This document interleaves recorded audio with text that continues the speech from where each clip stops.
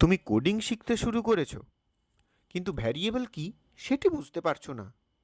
Don't worry, আজ আমরা Python variable একদম সহজভাবে শিখব। চলো শুরু করি।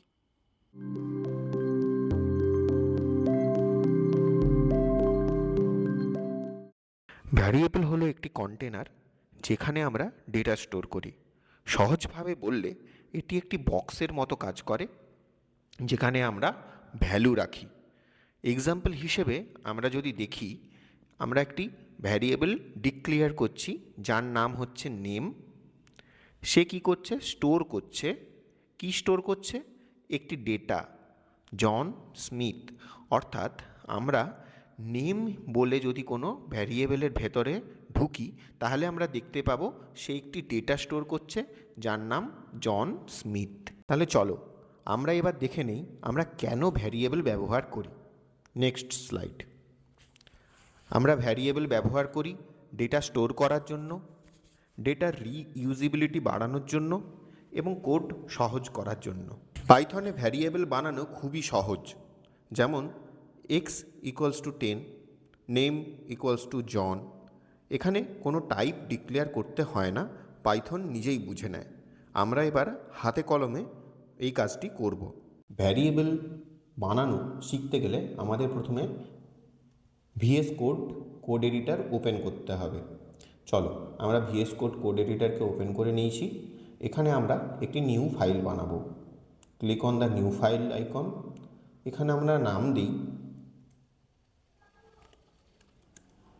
create variable.py। py is the extension। আমরা যদি py এক্সটেনশন না দিই তাহলে আমরা ভ্যারিয়েবল অর্থাৎ এই ফাইলটি রান করাতে পারবো না। এটি আমরা আগের ভিডিওতে শিখেছি। Hit enter. একটি নতুন এডিটর পেজ ওপেন হবে। এখানে আমরা ভ্যারিয়েবল ডিক্লেয়ার করব। যেমন আমরা আগের স্লাইডেই দেখেছি এক্স ইকুয়ালস টু 10। চলো আমরা এখানে বানাই এক্স ইকুয়ালস টু 10। অর্থাৎ আমরা একটি ভ্যারিয়েবল ডিক্লেয়ার করে নিয়েছি। পাইথনে ভ্যারিয়েবল ডিক্লেয়ার করার জন্য কোনো ডেটা টাইপ দিতে হয় না। গেলাম। এবার আমরা শিখেছি প্রিন্ট করা। অলরেডি আগের ভিডিওতে আমরা শিখেছি কিভাবে আমরা প্রিন্ট করি কোনো ভ্যালুকে। নাও এখানে আমি যদি লিখি প্রিন্ট এক্স, চলো কোড ইজ ডান, এটিকে আমরা রান করাই। এখানে আমাদের ফাইলটিকে কল করতে হবে python পাইথন স্পেস, কি ফাইলটার নাম? Create variable dot P Y. Hit enter. See output is 10। তার মানে ভ্যারিয়েবলটি সঠিকভাবে প্রিন্ট হয়েছে। চলো আমরা এবার এর ডেটা টাইপটা দেখে নিই। ডেটা টাইপ দেখার জন্য আমাদের কি করতে হবে? টাইপ বলে একটি মেথড আছে, সেই মেথডটিকে কল করতে হবে। অর্থাৎ আমরা এক্সের ভ্যালুটি, যেই ভ্যালুটিকে নিয়েছি সেই ভ্যালুটিকে আমরা এখানে তার কি টাইপের ডেটা সেটা আমরা দেখতে চাই। চলো এখানে একটি প্রিন্ট স্টেটমেন্ট বসিয়ে দিই, প্রিন্ট টাইপ এক্স। অর্থাৎ আমি প্রিন্ট করব এই যে ভ্যারিয়েবল এক্স ব্যবহার করেছি তার টাইপটা কি। এখানে আমরা আগের স্টেটমেন্টটাকে রান করাতে গেলে আমরা কি করব? জাস্ট আমাদের আপ অ্যারো, আমাদের কিবোর্ডের আপ অ্যারোটা ক্লিক করব এবং এন্টারে ক্লিক করব। ওকে, এটা সেভ করিনি, আনসেভড আছে, সেই জন্য এটি রান হয়নি। চলো কন্ট্রোল এস দিই, ফাইলে আসো, কন্ট্রোল এস দাও, আবার একবার আমরা ফাইলটিকে কল করি। সি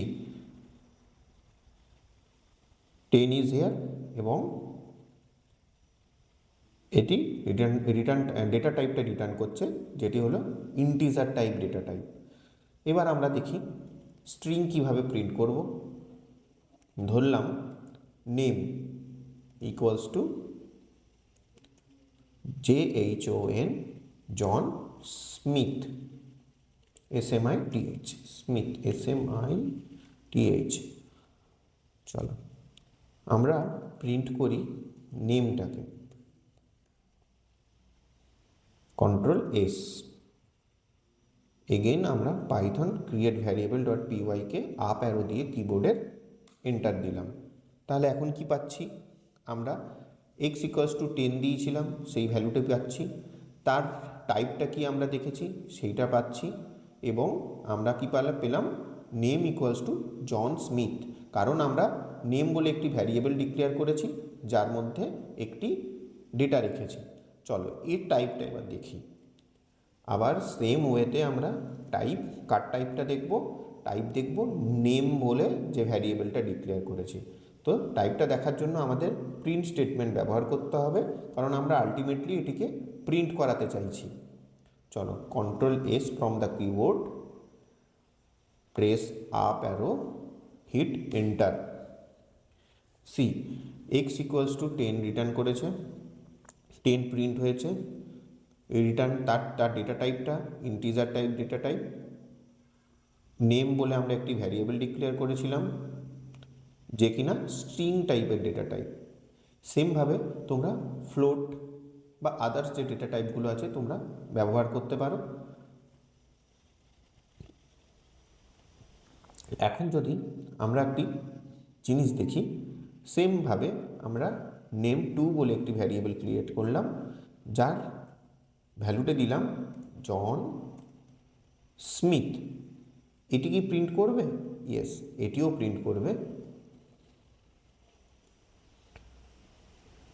নেম 2, এবং তার যদি আমরা সেমভাবে আমরা তার টাইপটা দেখি, কি টাইপের ডেটা সে ব্যবহার করছে, কন্ট্রোল এস, আবার গেলাম সি। দুভাবে আমরা স্ট্রিং টাইপের ডেটাকে প্রিন্ট করতে পারি, একটি সিঙ্গেল কোট এবং সিঙ্গেল কোট ছাড়া। ওকে, এখন একটি ইন্টারেস্টিং জিনিস তোমাদের বলবো। সি প্লাস প্লাস বা জাভাতে আগে আমাদের টাইপ ডিক্লেয়ার করতে হয়। যেমন আইএনটি এক্স ইকুয়ালস টু 10, অর্থাৎ আমি যদি ভিএস কোডটাকে ওপেন করি, যদি আমি ধরো এখন জাভাতে কোড লিখছি বা সিতে কোড লিখছি, তাহলে সেই ক্ষেত্রে আমাকে কি করতে হয়, আইএনটি এক্স ইকুয়ালস টু 10 এইভাবে আমাদের ভ্যালু ডিক্লেয়ার করতে হয়। এটা ধরো আমি সিতে কোড লিখছি, ওকে।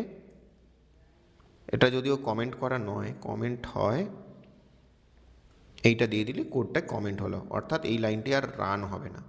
আমি যদি এটি ধরো সিতে যদি আমি এই ভ্যালুটাকে লিখতে চাই, অর্থাৎ টাইপ ডিক্লেয়ার করতে চাই, তাহলে আমাকে কি করতে হয়, আইএনটি এক্স ইকুয়ালস টু 10 করতে হতো, বা স্ট্রিং যদি হতো এসটিআর বলে ডিক্লেয়ার করে তারপরে আমাকে স্ট্রিং লিখতে হতো,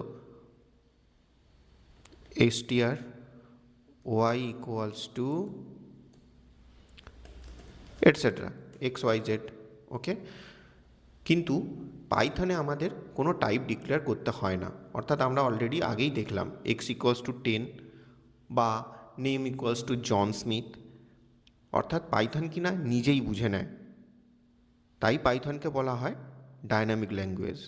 ভ্যারিয়েবল নাম দেওয়ার কিছু রুলস আমরা ফলো করি, যেমন নাম্বার দিয়ে শুরু করা যাবে না, স্পেস দেওয়া যাবে না, আন্ডারস্কোর কিন্তু আমরা ব্যবহার করতে পারি, অর্থাৎ এখানে যেমন একটি এক্সাম্পল দেওয়া হয়েছে মাই আন্ডারস্কোর নেম, এটি আমরা ব্যবহার করতে পারবো, অর্থাৎ এই রকম পদ্ধতি আমরা ফলো করতে পারবো, এবং এই নেমিং রুলসগুলো আমাদেরকে মেনে চলতে হবে।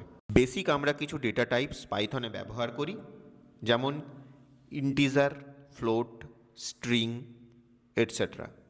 ইন্টিজার কথার অর্থ হলো without decimal value, float with decimal value, and string একটি লেন্দি ওয়ার্ড।